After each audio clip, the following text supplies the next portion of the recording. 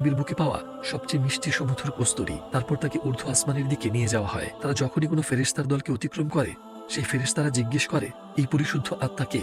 তাকে বহনকারী ফেরেশতারা তাকে এই দুনিয়ায় যেসব ভালো নামে ডাকা হতো সেই সব নামে ডাকতে থাকে।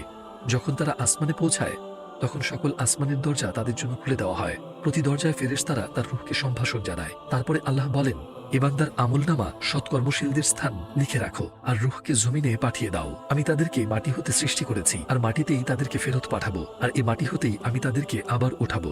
আবার এই রূহকে নিজের দেহের মধ্যে পৌঁছিয়ে দেওয়া হয় বারজাখে, আর সেখানে মুনকার আর নাকির নামে দুইজন ফেরেশতা প্রশ্নোত্তর পর্ব শুরু করেন। মান রব্বুকা, তোমার রব কে?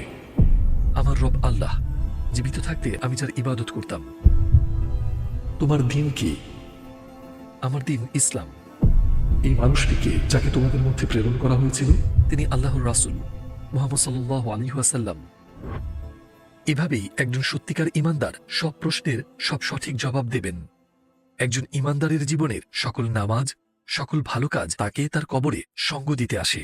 যখন মুনকার এবং নাকির তাকে প্রশ্ন করতে আসেন, তার মাথার কাছে এক নূর এসে বসে পড়ে, যা তার জীবদ্দশায় পড়া নামাজ।